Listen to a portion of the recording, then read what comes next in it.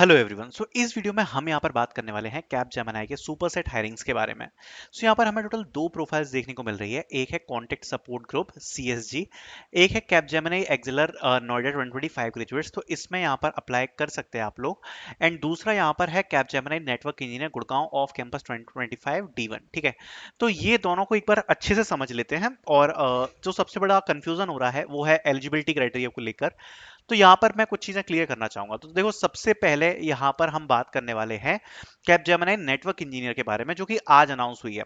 तो सबसे बड़ा कंफ्यूजन ये है कि क्या इसमें मेल कैंडिडेट्स एलिजिबल हैं अप्लाई करने के लिए। देखो, तो यहाँ पर इंजीनियरिंग इसमें फंक्शन लिखा है 4 लाख पर एनम का यहाँ पर पे पैकेज लिखा हुआ है। अगर आप एलिजिबिलिटी क्राइटेरिया में जाओगे तो यहाँ पर ये मेंशन करके आ रहा है job profile not open for male candidates. ठीक है, तो यहाँ पर जेंडर रिस्ट्रिक्शंस हमें देखने को मिल रहे हैं, मतलब ये केवल मेल ओनली हायरिंग्स यहाँ पर रखी गई है। वैसे मैं आपको बताऊं तो लास्ट ईयर यहाँ पर क्लियरली मेंशन किया गया था कि this hiring will be woman only hiring, but now यहाँ पर लिखा है कि as part of our diversity and inclusion effort we are encouraging application from female candidates for this position. But eligibility criteria में यहाँ पर जेंडर रिस्ट्रिक्शंस दिखा रहा है कि मेल कैंडिडेट्स इसमें अप्लाई नहीं कर सकते हैं। जबकि अगर आप दूसरी प्रोफाइल देखोगे, उसमें ये जो कॉन्टेक्ट सपोर्ट वाली ग्रुप है, इसकी एलिजिबिलिटी क्राइटेरिया में जाओगे तो इसमें अदर रिस्ट्रिक्शंस नन है।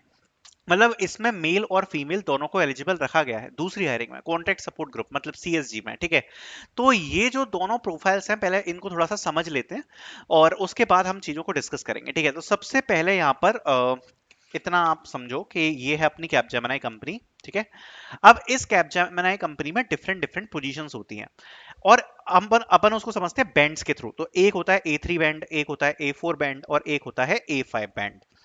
अब ये जो A3 बैंड है, ये होने वाला है CSG। और जैसा कि इसमें मेंशन किया गया है कि ये 3 ईयर एनी ग्रेजुएट लोगों के लिए होने वाला है। ठीक है, क्लियरली अगर आप देखोगे तो ये यहाँ पर मेंशन किया गया है। ठीक है, any graduate 3 year, if you guys can see here, let me show you. ठीक है, ओके तो यहाँ पर अगर आप देखोगे तो क्लियरली एलिजिबिलिटी क्राइटेरिया में यहाँ पर ये चीज मेंशन करी गई है, इसमें must have completed any 3 year diploma और ग्रेजुएशन इन 2025 यहाँ पर मेंशन किया गया है। ठीक है, ये यहाँ पर सबसे पहले इसमें जो सबसे बड़ा कंफ्यूजन आ रहा है वो ये है कि क्या इसमें इंजीनियरिंग कैंडिडेट्स को अप्लाई करना चाहिए। ठीक है, अगर इंजीनियरिंग कैंडिडेट्स की बात आती है तो मैं आपको इसमें एक चीज क्लियरली यहाँ पर बता देना चाहता हूँ। ठीक है, बिकॉज अभी ये चीज मैंने जस्ट नोटिस करी है। तो होगा क्या कि यहाँ पर आपके जो मेल कैंडिडेट्स हैं और जो फीमेल कैंडिडेट्स हैं, दोनों इसमें एलिजिबल हैं पार्टिसिपेट करने के लिए। ठीक है, लेकिन जब आप अप्लाई करोगे तो इसमें क्लियरली मेंशन है कि यहाँ पर फीमेल्स को इनकरेज किया जा रहा है। अब देखो, होगा क्या कि अगर आप सपोज इसमें अप्लाई करते हो और मान के चलते हैं कि इसमें टोटल 10,000 बच्चों को हायर करना है। अगर 10,000 बच्चों को हायर करना है तो इस वाली हायरिंग अपॉर्चुनिटी में से आप ये मान के चलना कि यहाँ पर जो 5 to 6,000 हायरिंग होगी वो यहाँ पर फीमेल्स के लिए होगी।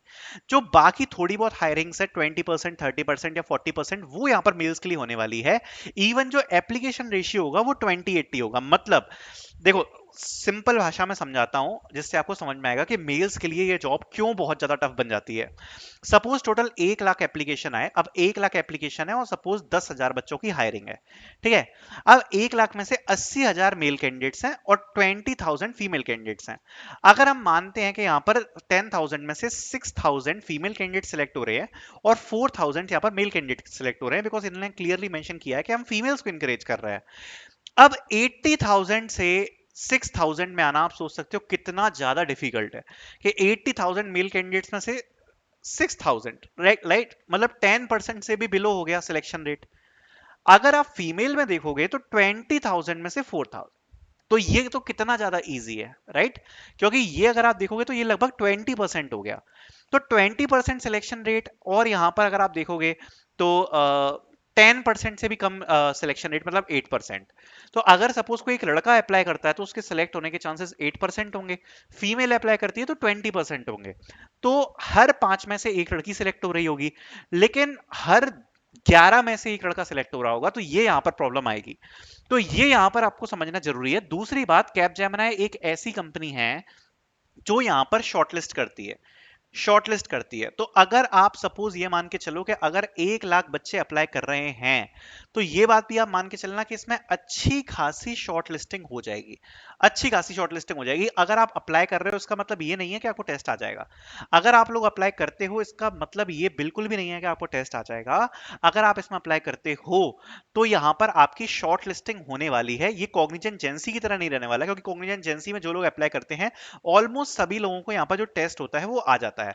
बट यहाँ पर जैसा मैंने आपको बताया, अगर आप अप्लाई करते हो तो गारंटेड नहीं है कि आपको टेस्ट आ जाएगा। बाकी दो पोजीशंस ओपन है, एक A3 की है, एक है A4 की। अब A3 का जो पे पैकेज है वो मात्र 3 लाख रुपए है, और ये जो A4 है उसका पैकेज 4 लाख रुपए है। अब A4 बैंड के अंदर यहाँ पर एनालिस्ट की प्रोफाइल भी आती है, एंड हो सकता है कि कैपजेमिनी कुछ समय बाद एनालिस्ट की हायरिंग को स्टार्ट करे। अब एनालिस्ट की हायरिंग में भी लगभग जो क्राइटेरिया है शायद हो सकता है कि सेम ही रहेगा, जिसमें ये लोग शायद फीमेल इंकरेज ही रखेंगे। अब ऐसा क्यों वो मुझे समझ में नहीं आया, बट जो भी है लग तो ऐसे ही रहा है देखने में, अभी तक जितना भी समझ में आ रहा है। ठीक है, तो फीमेल इंकरेजमेंट वाली ही हायरिंग लग रही है ये वाली भी, जो कि एनालिस्ट में आएगी फ्यूचर में। और एनालिस्ट की अभी हायरिंग आएगी हाल फिलहाल में कह नहीं सकते हैं, बिकॉज कैपजेमिनी का टारगेट है 25,000 फ्रेशर्स हायर करना। दो हायरिंग्स इनने अनाउंस कर दी हैं, एक नेटवर्क इंजीनियर की है और एक सीएसजी है।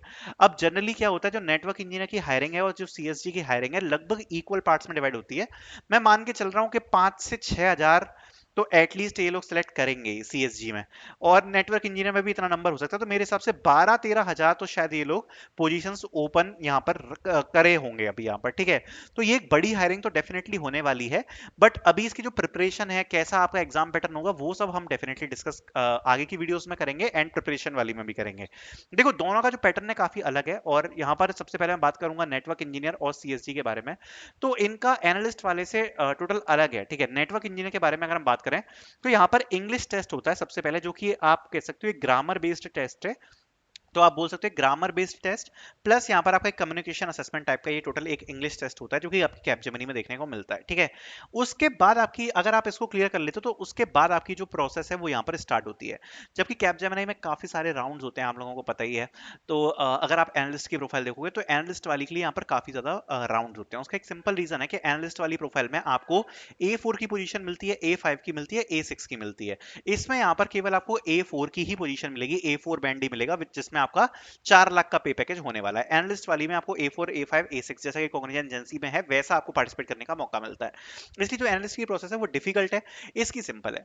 सबसे पहले यहाँ पर अगर आप कैपजेमिनी में पार्टिसिपेट कर रहे हो तो आपको यहाँ पर इंग्लिश की प्रिपरेशन स्टार्ट करनी है। बहुत ही जल्द प्रिपरेशन की वीडियो, मॉक टेस्ट सब आपके सामने आ जाएगा, जिसको आप यहाँ पर यूज कर सकते हो अपनी प्रिपरेशन के लिए। मॉक टेस्ट की भी सीरीज हम लेकर आएंगे, प्रिपरेशन की भी लेकर आएंगे, सब कुछ आपको बहुत ही जल्द देखने को मिल जाएगा। ठीक है, आई होप यहाँ पर आपके जो डाउट्स हैं वो क्लियर हो गए होंगे।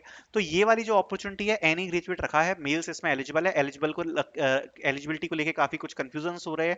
साथ साथ में जो दूसरी प्रोफाइल्स है ये यहाँ पर नेटवर्क इंजीनियर वाली, ये ओनली फीमेल जो एलिजिबल है इसमें रखी गई है। ठीक है, तो ये हमें यहाँ पर फिलहाल देखने को मिल रहा है। I hope you guys liked it. Thank you so much for watching.